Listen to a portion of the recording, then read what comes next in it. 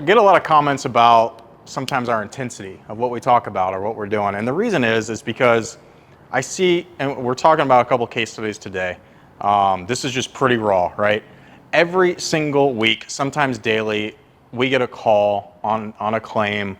You know, most of the time we're introduced through claims, which I actually really don't like because our influence is minimized.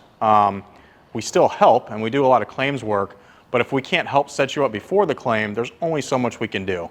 And Aaron and I were just talking about this. Why? Because insurance is a contract, right? It's a contract that there's risk that the insurance companies know with exclusions built in that they know about, and then they charge you an appropriate price. So it might appear to be the cheapest. It's because there might be exclusions in there, right? So what happens is no one's looking over that for you. A lot of times people don't have time. We say it over and over and over again. Insurance is an afterthought, and many times it is. And again, my intensity isn't because I'm trying to come down on anyone specifically. It's because, one, we want to make sure that you keep the equity in your deal or the equity that you've raised or the equity that you've placed, right? I mean, just this year with one of my owners, you know, I spent months and months trying to help them on 2 big construction deals. One, they almost gave back to the bank. They had to do multiple capital calls because of very minor coverages that they should have had that they didn't know about, right? Good people, they put together good projects, and they got a 10-year track record, and guess what? It ended this year because one project blew up, and guess what? It could have been saved with 2 insurance policies they did not have. They should have had, they didn't know about, right? So that's why we stress on the front end, try and look through things as much as possible, and it can really affect a lot of change. So I just want to talk about a couple this week that we saw, right? Within the last week.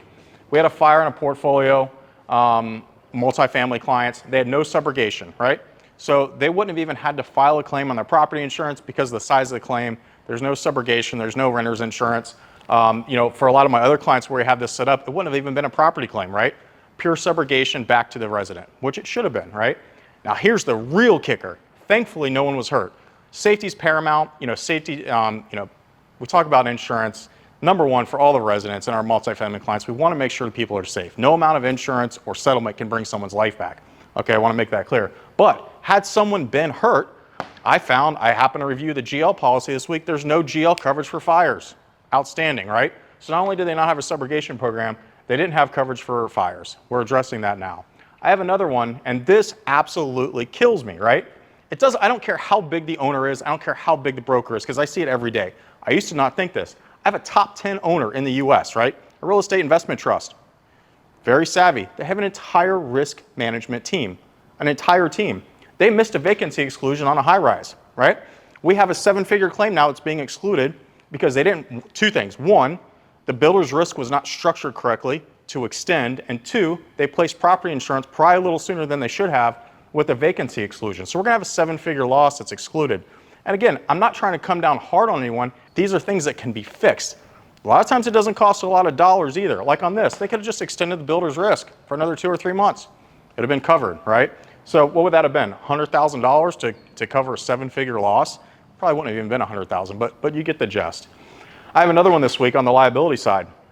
And a lot of what we talk about, people might think they're at a bigger level or have a full team or, hey, we're with a national management company. I'm telling you right now, it does not matter. I have a client right now, it's actually a family office, and they have a tenant discrimination suit that's being excluded. What is tenant? We could talk more about tenant discrimination. Basically, there's a tenant discrimination lawsuit against both the property management firm and the ownership group. Well, typically, property management companies provide this coverage, right, and will extend it to the owner. No one checked. No one ever knew. So what happened? The National Property Management Company, they were not in the wrong. Why? Because they had a property management agreement that excluded this coverage. It put it back on the owner. But guess what? No one from the owner reviewed it.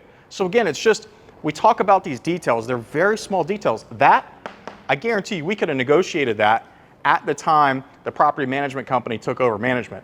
A national property management firm is not going to walk away from managing an asset because they have to provide tenant discrimination insurance. They're going to agree to that, right? So just another example. This would not have cost a single dollar to the owner, but no one caught it. So who's reviewing your contracts? Who's reviewing your policies? I see things missed all the time. And the intensity that we talk about is only because it doesn't have to be missed, right? That's what we're there to do. So people make mistakes, right? But a lot of times things are not caught. The agents, I work with a lot of good agents, but I also get a lot of heat from agents, right?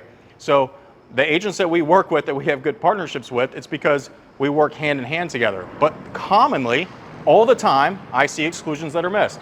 This GL exclusion for fire, it was missed. It's very common, it shouldn't have been. So in summary, just want to talk about a few of the case studies we saw just this week. We're here to help you out. We're here to fill in the gaps, catch the small things. A lot of times they don't cost you money right now, but down the road they could cost you big dollars. Feel free to reach out, SpartanRiskManagement.com. Thanks.